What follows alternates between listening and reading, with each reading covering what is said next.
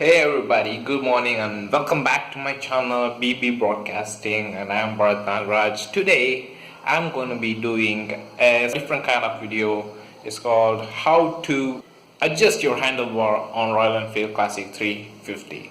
I wanted to change the angle of the handlebar. I thought I would share this with you guys on YouTube. I have been not so regular on YouTube lately just because I had some exams, but that's all okay now. I'm done with it, so I'll be regularly uploading videos on YouTube.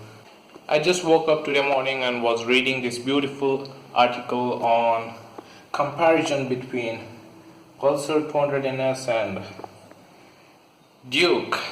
Well, pretty good article from 2012. I just like reading articles from. So yeah, enough of this talking and let's get on with it.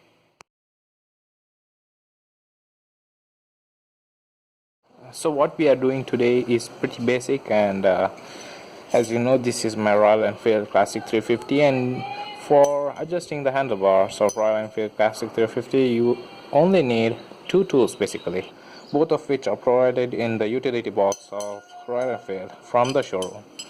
One of which is this rounded spanner, whatever you call it, I don't know the name. Its size is 17, and the other one is size 13 spanner. Spanner. So, and if you ask me some stupid question like where can you find utility box, there. Yeah, let's go on with it.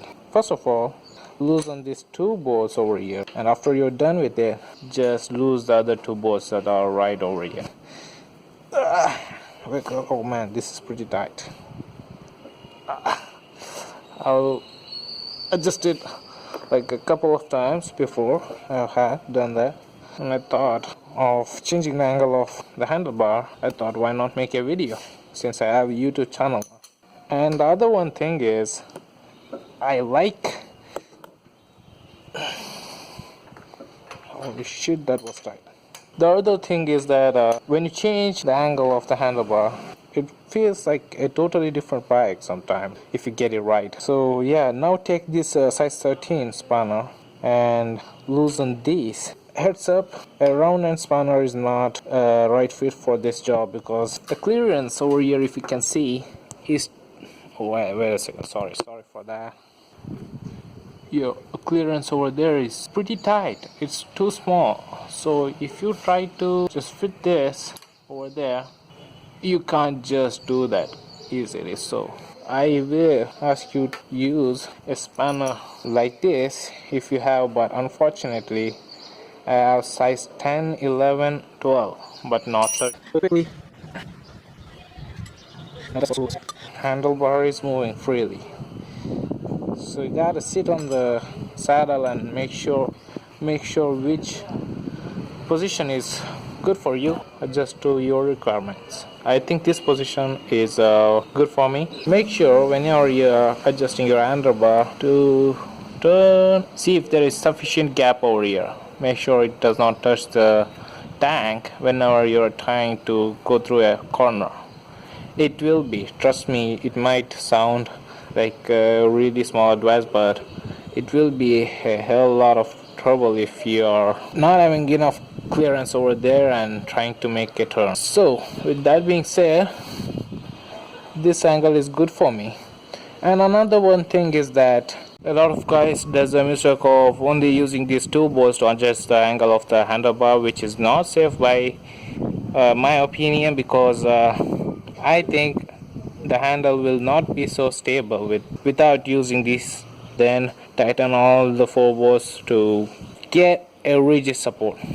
So yeah, now that is done, tighten the bolt. I'm not going to show all the procedure again. I'll make it simple for you to watch and skip this process. Thing you got to be sure when you're adjusting the handlebar is that you got to adjust the mirrors and also the levers so that they're in the right position and you can easily access them. Or make sure that the point where your fingers touch the lever and the point where your palm touches the handlebar and your elbow are collinear. That means All the three should be in a straight line.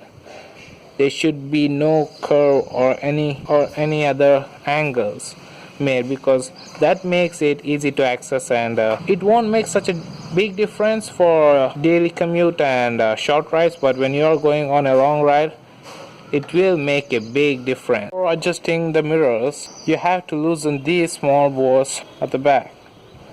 If you can see, yeah, as you can see, the mirror is moving. Make sure you can see what's on your back clearly and adjust the position and tighten. Then the same thing on the other side also. Mirror are in good place. Just came back home after going for a short ride on this motorbike, and what I noticed was that the thing I told you about this 3 points being collinear, your elbow and the palm where the handlebar touches and the point where your lever touches your fingertips should be collinear, is not happening with this bike.